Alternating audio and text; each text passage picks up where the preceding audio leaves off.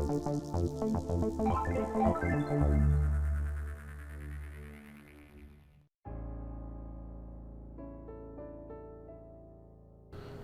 the fall of 2022, approximately 4 p.m., there was a white truck.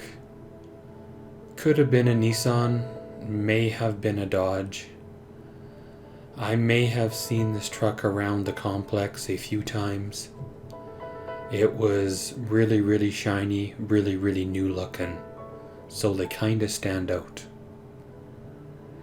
As well as a small white van. Looked like the front wheel drive Ford Transit. They both were parked in stalls where they had never been parked before. No decals, no company names, nothing to say who they were or what they were doing here.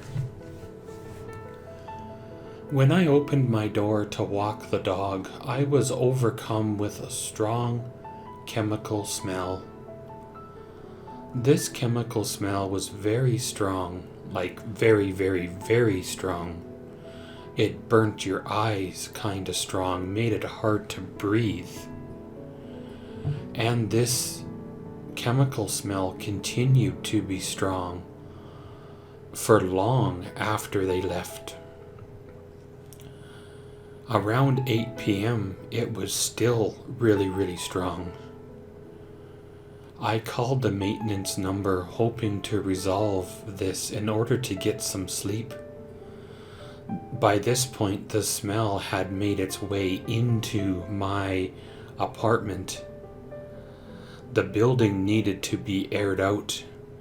We needed some proper ventilation. There was no air movement at all. Industrial fans were desperately needed. I could not sleep at all that night. I spent most of the night on the balcony where the air was still clean, still fresh. At 2:30 in the morning, I had a really, really nasty asthma attack where I couldn't barely breathe. I drugged myself outside, thinking the fresh air would help me. I took the dog for a walk. The smell was still very, very strong, very, very present. At about 4:30 in the morning, the white van come back. Again, I wasn't sure if it was the front wheel drive Ford Transit or one of those small Dodge ProMaster vans that you see around the cities. The van pulled in and parked. A female came into the apartment building at about 5 o'clock. When the female got there, the guy in the white Nissan left. And then the guy below me leaves at about 5:45. And I've noticed a bit of a pattern. When he leaves, he puts bags in his trunk and then hops in his car and drives away. He lives alone in a 3-bedroom apartment. He looks to always be alone. The woman is still inside the building at this time. A few months prior to all of this, there was a sketchy person hanging around the building early in the morning, like 2:30 or so. She asked me to let her in. I did not recognize her, so I did not. I take building safety and security very seriously, and the last thing I want to do is let somebody in the building that doesn't live here, that's gonna break into somebody's apartment or light a fire that's gonna burn us all out. We have all already been through one fire living here. I don't really want another one. I walked away from this person I walked the dog. When I came back, I found her inside the building, on the ground floor, in front of one of the apartments that I believe was empty. She had 3 lanyards in her hand. One of them, she was trying the keys on the doorknobs, trying to get in this apartment. And again, this apartment, I believe, was empty.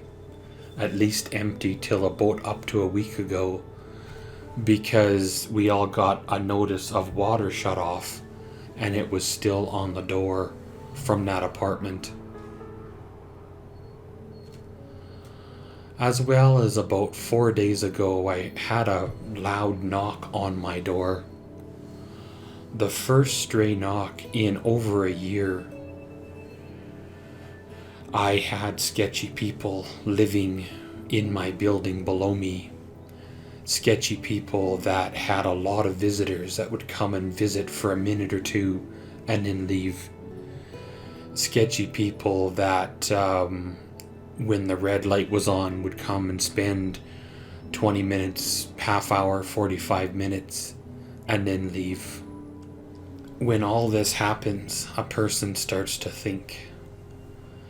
You got sketchy people, you got strangers around the building, you got very strong chemical smells, you got bags being put into trunks of cars. You know, is it all a coincidence?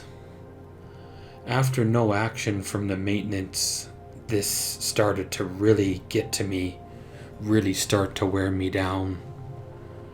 I'm not a nosy person. I'm not a confrontational person. I'm not somebody who minds other people's businesses. However, when something like this happens, it's in conjunction with other things. It started a cycle that may or may not have had anything to do with the previous things. I keep a watch out for things that are unusual. I called, after no action from the maintenance, I almost called police. I was positive that there was something illegal going on. I keep a watch out for things unusual around here. However, at the same time, I try not to see things that are not there. Up to this point, I thought everything was okay. The stress from last couple of years, as well as the summer's camping failure, as well as the chronic pain and insomnia, has gotten the better of me. I try to keep my stress levels low, and I try to keep a healthy diet, and I try to get enough sleep, and I try to get enough sleep. However, when things start to get chaotic, things start to snowball and become uncontrollable. I try to stay off of social media during these times because I don't want to make a fool of myself posting things that aren't an issue, causing myself more stress and embarrassment for me as well as others. Insomnia and stress can change a person's perspective on the world and things going on around them. Sometimes it's better to unplug, retreat to your own space until you recover. If a person's brain can play tricks on them, especially if not 100% right. Sometimes even the strongest of people have to reach out for help, reach out for a change in perspective, reach out for a new direction in life. Thanks for watching. One step at a time, one day at a time. Thanks for watching. Comment, subscribe, and enjoy.